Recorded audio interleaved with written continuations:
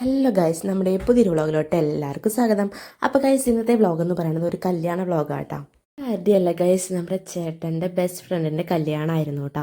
അപ്പോൾ അതിൻ്റെ തലേ ദിവസം നമ്മൾക്ക് ഇപ്പോൾ എല്ലാവർക്കും ഉണ്ടല്ലോ മഞ്ഞൾ ചാർത്തൽ ചടങ്ങ്, അതുപോലെ തന്നെ അവരുടെ ഫാമിലീസും ഫ്രണ്ട്സും ഒക്കെ ആയിട്ട് പിന്നെ നല്ല പരിപാടികളൊക്കെ ആയിരുന്നു, ഡാൻസ് അങ്ങനത്തെ പരിപാടികളൊക്കെ ആയിരുന്നു കേട്ടോ.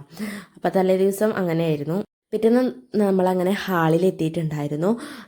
കെട്ട് ഗുരുവായൂരായിരുന്നു കേട്ടോ. അവർ നേരത്തെ പോയിട്ടുണ്ടായിരുന്നു, ഒരു 5 മണി 5:30 ടൈമിൽ നമ്മൾ നേരെ ഹാളിലേക്കാണ് വന്നത്.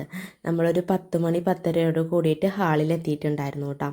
ഏങ്ങണ്ടിയൂരുള്ളൊരു ഹാളിലായിരുന്നു പരിപാടി ഉണ്ടായിരുന്നത്. അങ്ങനെ അപ്പോൾ ഒരു കെട്ട് കഴിഞ്ഞിട്ട് ആദ്യം ചെക്കനെ ഫസ്റ്റ് കയറ്റിയിരുത്തിയതിന് ശേഷം പിന്നെ പെണ്ണിനെ ഇതുപോലെ ഇപ്പം എല്ലായിടത്തും ഉള്ളതാണ്, ഇങ്ങനെ പൂപ്പന്തലൊക്കെ ആയിട്ട് താലൊക്കെ പിടിച്ചിട്ട് രണ്ടാമതാണ് ഇപ്പോൾ പെണ്ണിനെ കൊണ്ടിരുത്തുന്നത്. അങ്ങനെ നമ്മൾ എത്തി കുറച്ച് കഴിഞ്ഞതിന് ശേഷമായിരുന്നു, ചെക്കൻ ഓൾറെഡി വന്നിട്ടിരിക്കുന്നുണ്ടായിരുന്നു കേട്ടോ പെൺകുട്ടി. അതിന് ശേഷം അവർ ഇങ്ങനെ താലൊക്കെ പിടിച്ച് അവരുടേതായ ആൾക്കാരൊക്കെ വന്നിട്ട് പെൺകുട്ടീനെയും ആനയിച്ചിട്ട് നമ്മൾ സ്റ്റേജിലേക്ക് ഇരുത്തി. അത് കഴിഞ്ഞിട്ട് പിന്നെ സ്റ്റേജിന്മേൽ വിളക്ക് കത്തിക്കുന്നതായിരുന്നു. ആദ്യം ചെക്കനും പെണ്ണും കൂടെ കത്തിച്ചിട്ടുണ്ടായിരുന്നു.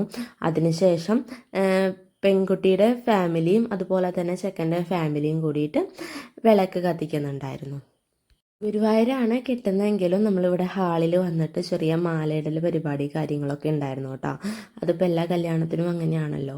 ഹാളിലേക്ക് നമ്മൾ വിളിക്കുമ്പോൾ അവിടെ ഒരു ചെറിയൊരു മാലയിടൽ പോലെ ഉണ്ടായിരുന്നു, അത് നടന്നുകൊണ്ടിരിക്കുകയായിരുന്നു കേട്ടോ.